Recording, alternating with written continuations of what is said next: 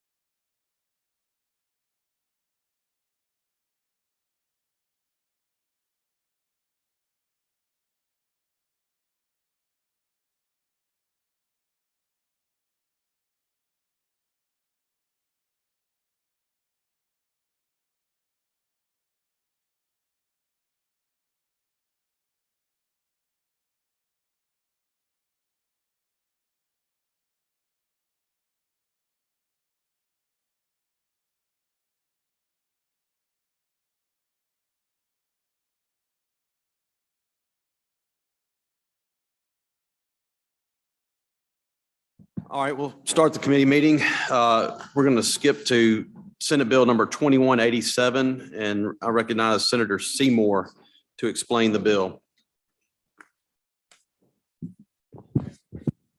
Thank you, Mr. Chairman. This is to revise the disability ratings requirements. Last year, we House bill offered by Representative Byrd come out, and it was passed with a 75% rating for disability. We come to find out later that the federal government, they do their disability in increments of 10. So all we're doing is making like a technical change for it. Okay. And I believe Alan McDaniel, Alan still here? Alan, and we have some other folks from the VA. So want to clarify one thing for everybody. When it says non-permanent, 70% non-permanent, 70% permanent is covered under that heading, correct? Okay. So people, make sure you understand that if you're 70% permanent, you're covered under this, even though it just says 100% permanent disabled. So anyway, that's the explanation of the bill. Are there any questions? All right, seeing none, motion is title sufficient to pass. All those in favor signify by saying aye. All opposed? The ayes have it. That bill will be reported out. Thank you, Senator Seymour. Going to Senate Bill number 2006, Senator McMahon. Thank you, Mr. Chairman.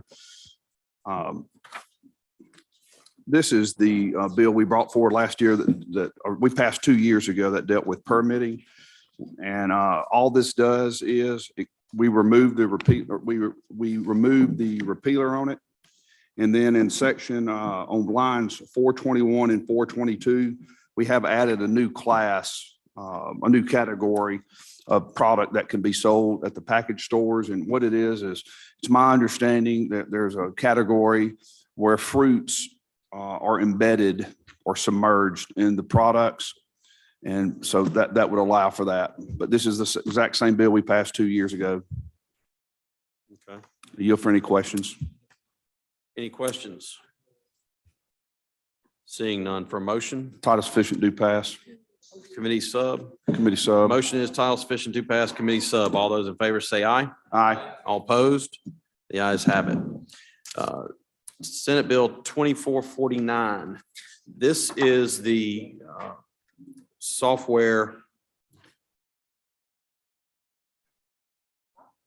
as a service tax. We had discussed that we worked on a bill last year that dealt with software as a service, had a study committee. They met over the summer and are still meeting. This bill just brings forward the code sections for consideration and for changes to be made. They do not have any as of yet, but this is something that is ongoing and we are continuing to work on. So the bill is just a vehicle alive to allow us to keep working on the subject. So that's what the bill does. It really doesn't do anything but bring the code sections forward. That's the explanation of the bill. Any questions? Senator England for motion. Title sufficient to pass. Thank you. Motion is title sufficient to pass. All those in favor say aye. All opposed? The ayes have it. Next is Senate Bill 2525. Senator McCon, you're recognized to explain the bill.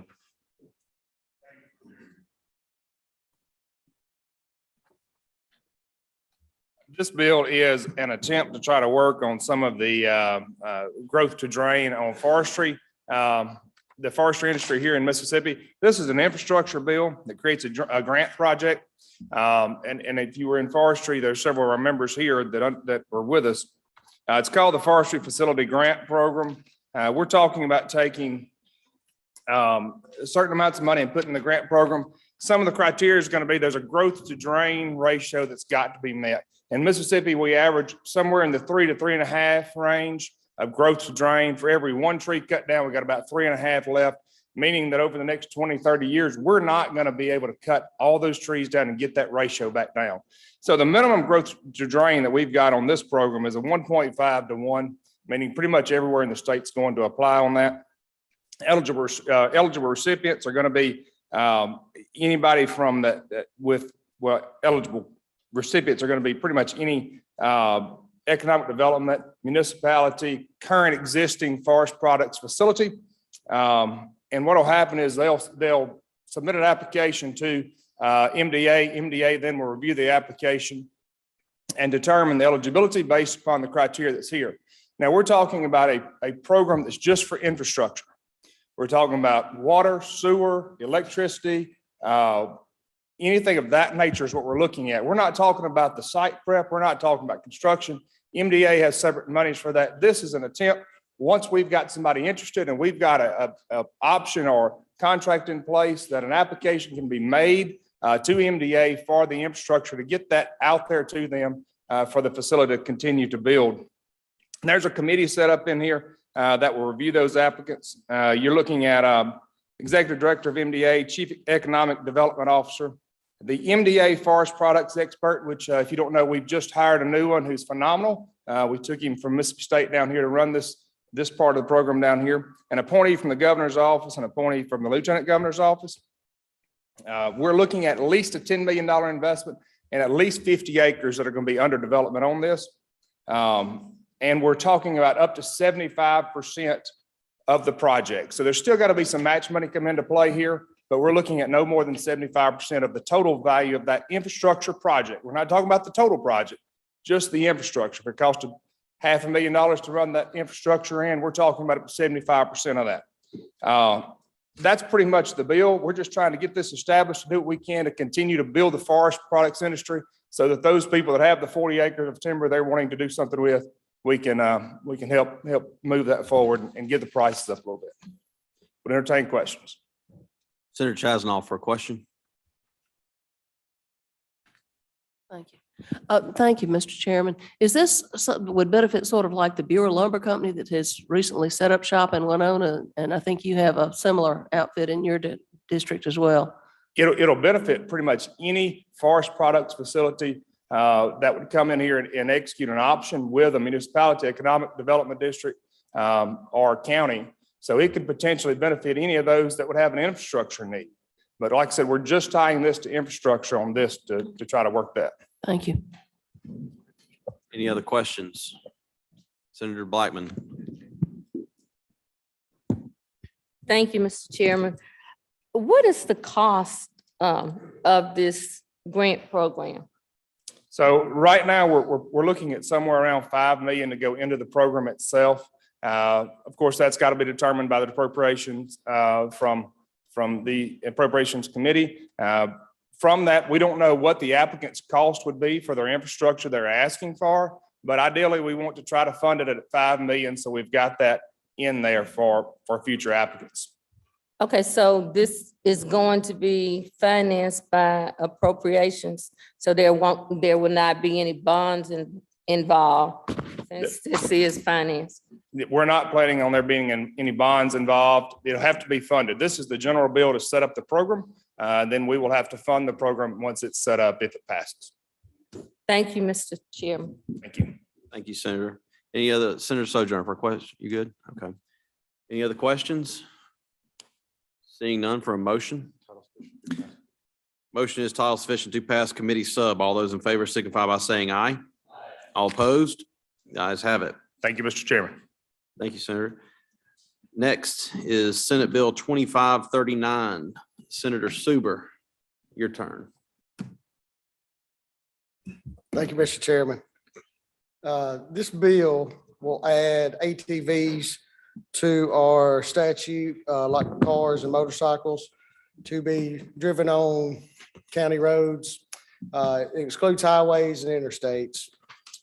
But going on to line 48, this will allow the ATVs, county rural, gravel, or paved roads. No roads if there's an excess of 40 miles an hour, only whatever road that is. There is a provision in here that will allow the ATVs or UTVs to cross a state highway.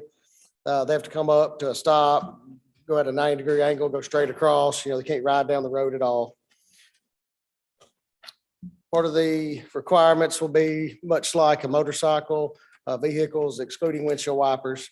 You have to have blinkers, you have to have headlights, taillights, rearview mirror. The the fees associated with this, there's a $8 privilege tax, like a usage tax. And then there's also a $14, which is very similar to what's in motorcycles now. $5 goes to the general fund minus like a 5% stays with the county. There's 4% goes to the trauma fund, and then the additional $5 currently goes for motorcycles and vehicles, actually goes to like the state highway fund. In this bill, that $5 will stay with the counties where it's registered. Since the ATVs, UTVs are not going to go on the 4-lane highways or interstates. And that is basically what the bill does. I'll be happy to entertain some questions.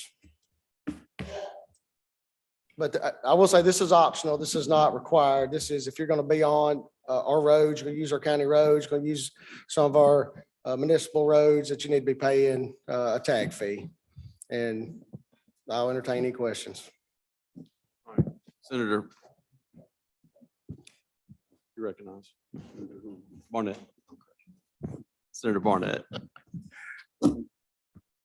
Thank you, Mr. Chairman. Senator Suber, when you introduced this legislation, did you talk with any of your law enforcement agencies?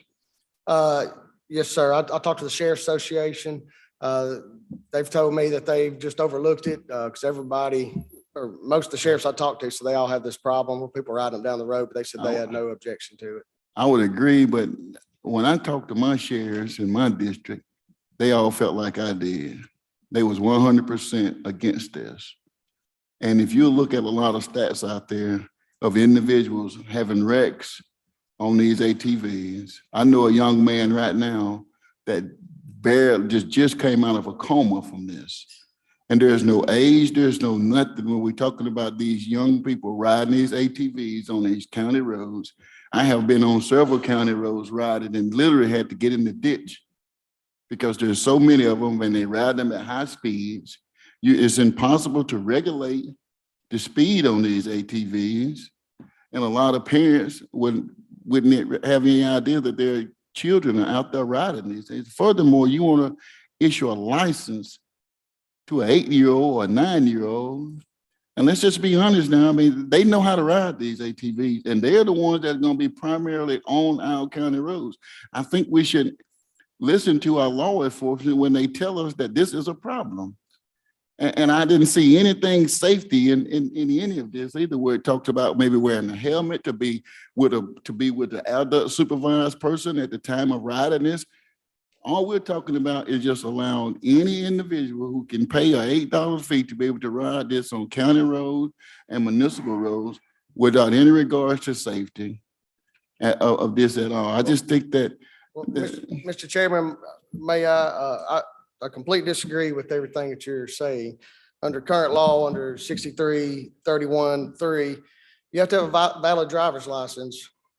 You have to be 16 years old, or if you're riding a vehicle, wear a helmet. So, I mean, a lot of this is already in law. All we're asking for is if you're going to ride down the road, which they're already doing, I mean, I probably have 50 go by my house every day. They need to be paying a fee. They need to have it licensed. And how many of need to have them? it registered so we actually know who it is. And how many of that 50, being honest, was over the age of 16? How many of that 50 had a helmet on that passed by your house? Probably not. Okay, one then had a helmet. to my point then, Senator, is that when we're talking about they have to be over the age of 18, Senator, we know that this is a dangerous thing for our youth in the state of Mississippi to allow them when we're riding on these county roads. And it is strictly said by the manufacturer that these shouldn't be operated on these type of roads because we understand that the well design and the surface of the road is not good for these ATVs to be used on public roads like this. And furthermore, we're not concerned about them and the traffic, meeting head on traffic. And we talk about county roads and municipalities where you have log trucks and all of these other things that use these roads as well. Now, like I said, I don't disagree with what you're saying, but we already have this in current law. I mean, law enforcement needs to be enforcing this law anyway. But Senator, we're making it more difficult on law enforcement right now. We already have a problem with shortage of law enforcement. And now we're trying to ask them to be out there patrolling areas that they really shouldn't have to be focusing with this extra patrol on, because now we are just trying to give individuals a pass to operate these ATVs on our county roads and municipal roads when we shouldn't, we shouldn't be doing that. I think we're too concerned about the recreation and a few dollars that the state can may get from this, but we're not concerned about the overall safety of these individuals that's going to be using these ATVs or riding them on these county roads. Yes, sir, like I said, the law's already there showing about needs to have helmets, need to have a driver's license. That's not an issue here. I think the issue here is everybody's riding up down these roads anyway. And, if we're gonna be riding up down the county roads, we need to have, a fee to help pay for these county roads, because all our counties are suffering but because we Senator, can't we- fix our roads. Senator, we have a law now that says that if you operate a vehicle, you should have a tag on it. But then we don't have one that says that you should have to have a safety sticker anymore either. So why are we trying to make it okay for somebody to do something that we know is going to cause problems down the road? Because everybody is doing it, does that really make it okay? Or shouldn't we be trying to pass some laws or introduce something that will further protect them than to put them in harm's way? Well, I think we could come up with some more legislation to help protect individuals or children riding up down the roads, because they're riding these things down the road and they're not supposed to be anyway. But I'm talking about a law-abiding 25-year-old or 16-year-old who wants to ride down the road, go around his farm, go from farm to farm, checking cows. I think he ought to be able to ride his side by side if he chooses to. Well, Senator, you just got record. Well, would you be okay then if we had just only had for farming or working purposes and not just for the recreational riding up and down the roads as you please or as you feel like it? I mean, what about hunting? Would that be part of the recreational? Maybe I didn't understand what you were saying. It probably would be. But Senator, Well, I'm asking this question, Senator, again. Was there ever any consideration, and can you prove it to me that you've talked to the Sheriff's Association and you got something in writing from them that says it is okay? Because when I talk to mine, it's not okay. It's a havoc. And we have had this conversation a lot about these individuals riding these ATVs on the roads and causing an accident, the possibility of an accident. That's the first question. Second one is that where is the consideration for the safety of our young men and our young women who are going to be out there and they're riding these things and they're not 16 years old? You just admitted that. But that's not, this legislation is not changing anything that you're talking about with the safety. It's exactly changing everything, because now you want to give them the opportunity to ride as they will on our county roads, municipalities and everywhere. It does exactly what you said it's not doing. That is not true, because if you're not 16, you're not supposed to be riding it anyway. But now I can get you that from the Sheriff's Association, because I did meet with them. Do you have something in writing that supports that from them? I can get you something. Yes, sir. Mr. Chairman, motion at the proper time. Okay, we got a few more questions. Senator Sojourner for a question. Senator Carter for a question. Senator Parker for a question. Thank you, Mr. Chairman. Thank you, Senator Suber. I did check with my sheriff on this and he likes the idea. So I think what you're trying to kind of phrase here is that this is a problem that's happening already. We see this going on all the time, and you're trying to put a license on these vehicles so that they would be in compliance and be working within some set of rules instead of just kind of more of a wild, wild west approach. Is that a good? Yes, sir. assessment? Like I said, I've been approached by numerous people, not just from my district, from, I don't know how I kind of fell into it, but I met with a lot of individuals, a lot of farmers, I guess I could say ranchers. They're riding from fields to fields on their side by sides, and most of the time they were not bothered by law enforcement. They just kind of choose to ignore it. And that's what the Sheriff's Association told me, was they don't give anybody tickets now unless they get across the highway. But a lot of people ask about introducing this legislation just so they want to be legal. They want to, they want to have a tag, they want to do what they need to do, just so they can ride across their property and go across the road, drive down the road. And a lot of these side by sides are bigger than trucks now. I mean, it's not like we're talking about a bunch of little bitty vehicles gonna get run over. We have bicycles that are going down the road now. We have lots of legislation that allows golf carts to ride around municipalities. So I feel like this legislation, and I understand Senator Barnett's issue with the safety, that safety is a problem, period. But we have legislation in place for that, and maybe we can fix that and fix this legislation. But yes, I want the people who ride them down the roads, at least be tagged, be registered. I mean, nobody knows who a lot of these are, but a tag will give an identifying information for a side by side. If they're riding down the road, law enforcement told me it helps them because if they try to run off from them, if they can get a picture of the tag, they'll know who it is, they'll know who it's registered, they'll know where to go look for them. I don't know if I can answer. That's great. Thanks.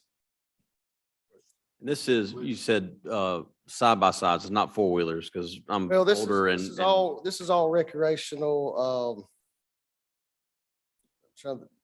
all terrain vehicles and recreational off highway vehicles. Last I checked, a four-wheeler doesn't have I'm thinking old school four-wheeler or Big Red or something like that, doesn't have a rear view mirror, Then, doesn't have a blinker, right, and they wouldn't be in compliance with this law then. so they wouldn't be eligible. It's mainly the side by sides. Unless they had it, I guess rigged up to comply with the law, but no, they would not apply. They had to put blinkers, they'd have to put, To have blinkers, of course, headlights, taillights, it's everything that's required on a vehicle excluding windshield wipers. all right. Question, Senator Horn. Thank you, Mr. Chairman. Senator Suber, if this bill passes and I have an ATV that I only use on my property to hunt, to go look at my cows or what have you, but I don't put it on a public road, will I still have to have that vehicle licensed and tagged? No, sir, this is optional. If you're not gonna get on the road, you would not have to have any kind of tag. And if you got on the road, then you could be in violation, or be open to getting a tag. So what's the fine if I am in violation? If I am in violation, what's the fine? I'm not 100% sure. I've done a lot of this kind of work. It's usually $200-300. Yeah, I'm looking in the bill. I didn't see where there was. I mean, we didn't change anything under current law, so whatever the fine is, which it's gonna vary by county because your assessments and everything. But I'm not 100% sure, but I can get you that information. Thank you, Mr. Chairman. All right. Any other questions? Senator Barnett, you had a, Motion at the proper time. Yes, sir. all right. I'd like to offer reverse repealer. Okay, is this double referred? It's double referred, so it would kill it if they're not gonna meet again. You wanna make it on the floor or do you wanna make it here? Right now. All right. So the motion is for a reverse repealer. If it passes, if the committee does not meet, the bill dies. So that's an explanation of the amendment. Any questions? Seeing none, all those in favor say aye. Aye. All opposed, no. Those seem to have it. Division, if you're for the reverse repealer, raise your hand. If you're against it, noes have it. All right. Any other questions on the bill or motion? Motion is title sufficient to pass committee sub. All those in favor say aye. All opposed? The ayes have it. That bill will be reported out. Next is Senate Bill 2063. This bill is been kind of stripped down from its inception. We removed one of the sections creating a council. This basically sets up some definitions on digital currency. We are still working with the bankers on a couple other issues, and this bill is not finalized yet, but it is establishing a set of definitions on digital asset mining and on titles and definitions. It also defines what a virtual currency is on line 124.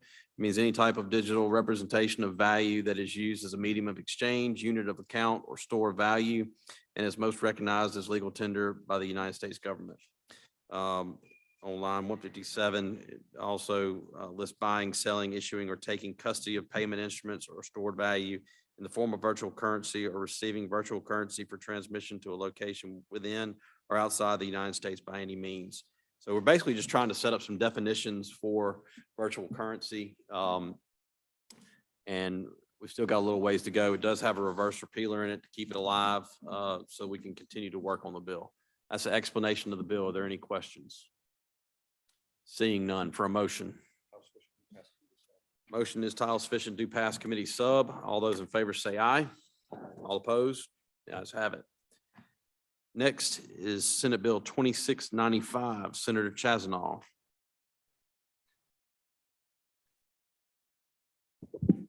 This bill simply extends the deadline for MDA issuing certificates approving participants in the tourism project incentive program. We have some people from MDA here, I believe, if they want to address it. But for a motion, if one has one. Okay. Motion is title sufficient to pass. All those in favor say aye. Aye. All opposed? The ayes have it. Shut up. Next bill, Senate Bill 2698, Senator Fillingane. All right, we'll come back to that. Senate Bill 2736, Senator Johnson. This bill simply extends the repeal date for 4 years to 2027 on the Endow Mississippi program for a tax credit for contributions to endowments across the state. And that's an explanation of the bill. All right, you heard an explanation of the bill. Are there any questions? Move title sufficient, do pass. Seeing none, motion is title sufficient to pass. All those in favor say aye. All opposed? The ayes have it. Next is Senator Delano's gone. We'll just come back to that. Senate Bill 2849, Senator McMahon. Thank you, Mr. Chairman. Senate Bill 2849 was drafted to accomplish the goal of ensuring the public retirement funds are not invested with political purpose in mind. The intent is to be sure that the PERS, the retirement funds, are only being invested to maximize the returns. The bill's been reviewed by the Treasurer's Office, the Attorney General's Office, as well as the Treasurer's Office, and they've all signed off on the legislation. I'd be happy to yield for any questions. All right. Senator Blackman for a question.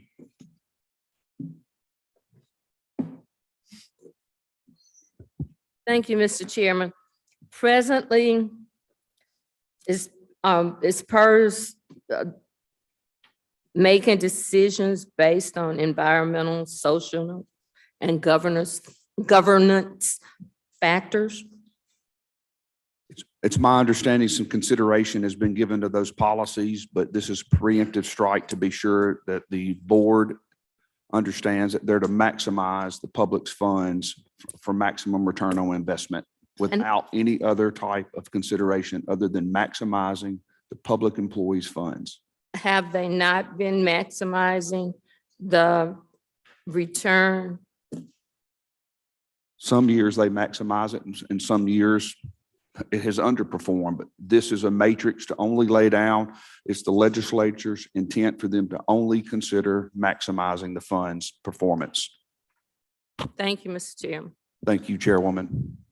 Thank you, Senator. Senator Horn for a question. Question. Yes, for a question. Thank you, Mr. Chairman. Senator McMahon, as I read this, environmental, social, and governance principles of funds when evaluating the fund for investment potential. So if there's a company in China, a company that does business in China, and that company has a great stock profile, but they're using child labor. By the way that I read this bill, if that company's profits are very well, then there's a fiduciary responsibility of PERS to invest in that company, even though the governance of the environmental social principles might be a violation of principles of the United States. And the way I read this, it would be okay to invest in that company. Is that a correct evaluation? I don't think that's an accurate evaluation, and the funds, as my understanding, are supposed to be invested in US stocks and US options and US property. Yeah, but the company, it's a US company. It just happens to produce and manufacture its product in a foreign country that uses slave labor. I'm not familiar that PERS is making any investments like that. But this bill's intent, Senator, is to be sure that they're using a matrix that allows for maximizing the public's funds, the public's retirement program, which I know you support, for all of our hardworking men and women in state government and county government, city governments. Yeah, I support it. I support PERS entirely, but I don't know that I want PERS investing in companies that are supporting practices that go against the grain of the principles on which this country was founded. And it sounds to me like if we pass this bill, we could be able to do that. No, that's incorrect. The board, I think the board makes sound decisions. The current board, again, this is preemptive legislation to be sure they understand the legislature's intent for them to maximize the profits of the fund, to maximize the return of the fund. Regardless of any environmental, social, or governance principles that may be a violation of Well, the board would come under the authority of this legislature if we thought they were doing that. We would know it, and we would be able to intervene in that. They don't operate as their own, their own government. They're subject to this legislature. Thank you, Mr. Chairman. Thank you, Mr. Chairman. Thank you. Any other questions? Seeing none for a motion. Title sufficient, do pass. Motion is title sufficient, do pass. All those in favor signify by saying aye. All right. All opposed? The ayes have it. Ayes have it. That bill will be reported out. Next on the bill, we'll go back to Senate Bill 2698 and recognize Senator Fillingham. Thank you, Mr. Chairman. This is a bill that we passed last year. And what we're trying to do is to extend the repealer on it for 3 years. The original bill had it for 5, but the committee substitute we're working off of here changes the 5 to 3. So there's a growing interest in establishing solar projects in Mississippi. So this is a repealer on that type of legislation. This extends that for 3 additional years and the amount of time that solar investments have to reach an agreement for fee in lieu arrangements. To remind you, to qualify, these projects have to be approved under 273146, which includes a $100 million investment. So these are large solar farm investments across the state of Mississippi. This legislation is helping attract investment in Mississippi-based energy sources. Among those announced projects already in the state, there's a $260 million investment in Washington County, a $150 million investment in Tallahatchie County, and a $120 million investment in Perry and Forest counties. These bring obviously hundreds of construction jobs plus the long-term tax revenue. We want to keep this window open a bit longer. And again, the original bill, if you read it, had a 5-year extension. We thought it best to change that to merely a 3-year investment. And then at that point, if there's still a need for further time, we can revisit it at that point. But I'm happy to attempt to answer any questions. Thank you, Senator. Are there any questions? Motion is title sufficient to pass committee sub. All those in favor signify by saying aye. Aye. All opposed? The ayes have it. Thank you, Senator. We'll go down to Senate Bill 2830. That's one that was handed out to you. The handout. Okay. You should have it. Senator Chazanal, I think, recognize you to explain the bill. Thank you, Mr. Chairman. I'd like to call on Ricky Brown to come up and explain this bill. Mr. Brown, if you would please come to the podium.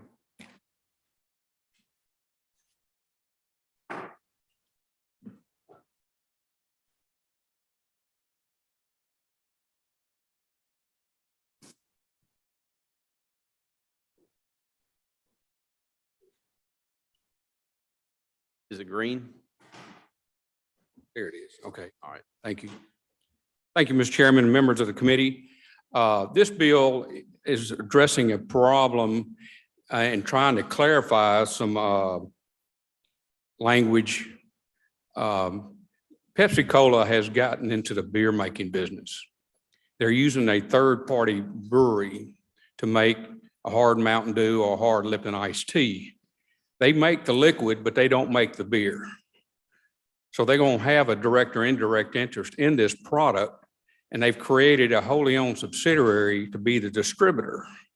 Under current legislation, current statute, a brewery cannot be a distributor in the state of Mississippi, nor can any of the officers or employees of that brewery be an owner of a distributorship.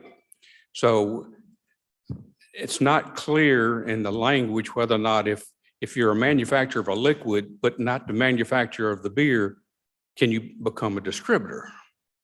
And so this is an attempt by my members to prohibit a company like Pepsi from becoming a beer distributor.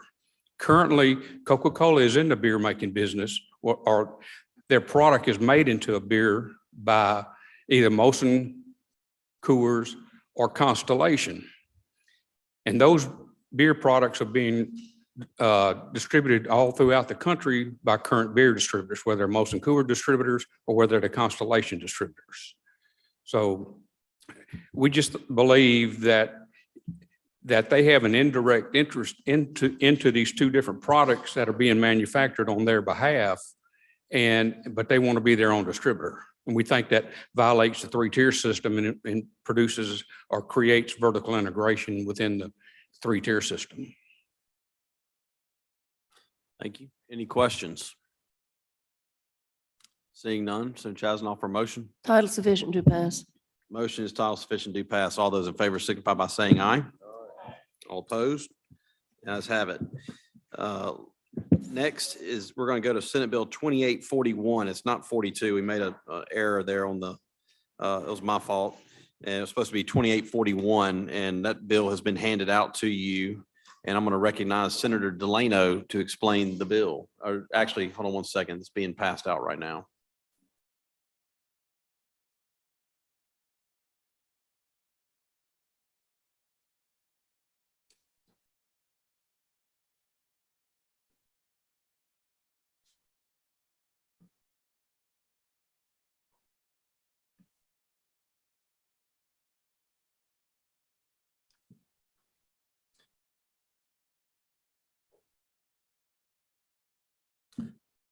All right, I think everybody has a copy of the bill now. Senator Delano, you're recognized.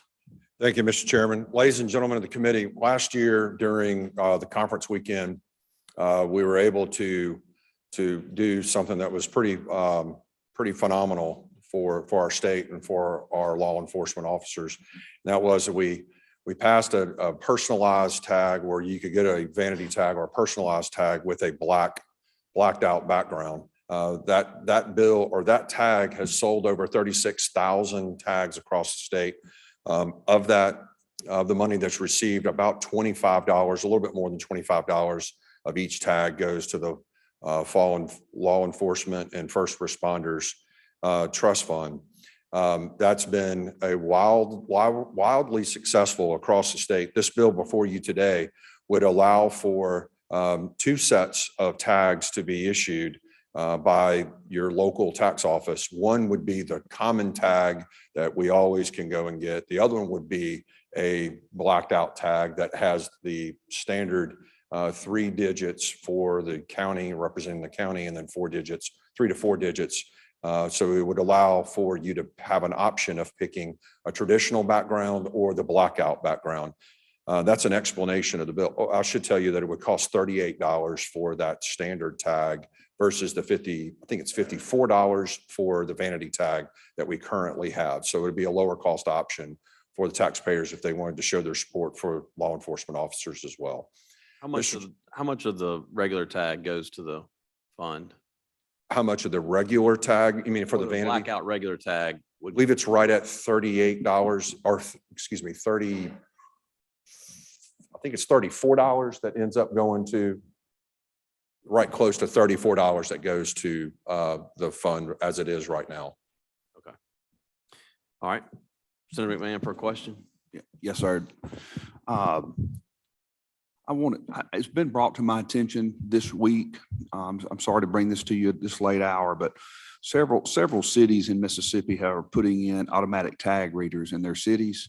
And law enforcement has contacted me saying that they would like us to prohibit residents from putting a tinted film or some type of structure over their tags. And if this committee would consider that, or if the chairman would consider, I think this would be an appropriate place to place that. Because it is dealing with tags and law enforcement. And I know our rules are much more broader than they are in the House. So I'm looking forward, Yes, thank you, sir. Mr. Chairman. I'm looking for somebody from DPS. But if I remember back from my law enforcement days, there's already a law on the books for an obstruction of a tag, any kind of an obstruction of a tag, including tinted. That's up to the discretion of whether each individual jurisdiction wants to enforce that or not. Okay, well, let's work together on that, No problem. Chairman. Maybe, No let's work together and see if we can get that clarification. I'll seek that out as well. No problem. Thank you. Thank you for your work on this. This has been wildly successful. Thank you. Thank you, Mr. Chairman. Mr. Chairman, I do have an amendment that I would like for the committee to consider. Yes, you and I talked about that. Go ahead and state the Okay. amendment. As you may know, we are choosing a new background or a new design for the common tag. That goes into effect at the end of this calendar year, not the fiscal year. As you know, most of our bills have an effective date of July 1. What I would like to do, Mr. Chairman, is offer amendment that would first move back the effective date to January 1 of 2024 to coincide with the rest of the tags that would be delivered to each and every county. And then the second thing would be, after some further discussions with DOR, we wanted to limit the types of tags to the following 5 tags. One being the passenger car, the pickup truck, a motorcycle, the B12 tag, which is the business tag, and then an F10 tag. Those 5 plate categories will account for approximately 90% of the tags that are issued across the state. So that'd be the conceptual amendment that I would have. Limit it to the 5 tags that were stated, and the effective date would be January 1 of 2024. Senator Sparks, you have a question? A question. How many tags do we have now? You're limited it to 5. How many do we have now that are required to be on site? Because these are pre-printed tags that are supposed to be available if someone walks into their tax collector's office, correct? Correct. How many do we have now? I think it's a total of 7. I believe it's somewhere around 7. There's just like a trailer tag and a couple of other tags that would not be included in the standard issued blacked out tag. Oh, I'm sorry. You're referring only to the blackout tag. Correct. So you're Apologize. gonna- Thank you. Correct. You'll make a blackout tag for all those categories, those 5 categories. Yeah, and we're going to limit it to just those 5 categories. Okay. Which constitutes 90% of the sales. All right. Senator, any other question? Okay. Senator Barnett for a question. Thank you, Mr. Chairman. Senator Delano, would you consider, I'm sorry, Chairman Delano, would you consider a disabled veterans tag to be considered as a blackout option? So the discussion in the past has been to doing the tags that would be printed at the time that someone would order it, like a vanity tag. That has been part of the consideration. This would allow it to go into the standardized tags that everyone would have. Each time we make an iteration of this tag, that has to go through the readers that we talked about before, and has to go through an approval process. I would be open to that, but at this current time, I don't have the information from DOR that would give me any confidence to be able to answer whether a disabled tag would be able to also fit that criteria. Well, I was just asking because you said that a lot of the proceeds went to our military law enforcement. And I just was asking that question with the veterans, especially the disabled veterans tag, just have some consideration in that. I think it we're going to was see this so- bill again, and I'd be glad to work with you on that. Thank you. All right, I'll make the amendment since I'm on the committee and you're not, I'm not. but you've heard the explanation of the amendment. Are there any other questions? Seeing none, all in favor say aye. All opposed? The ayes have it. Any further questions on the bill? All right, seeing none for a motion. Motion is titled sufficient do pass committee sub. All those in favor say aye. All opposed? The Thank you, ayes Mr. have it. Chairman. That'll be reported out. And now for a motion to rise and report. All in favor, aye. All opposed? The ayes have it.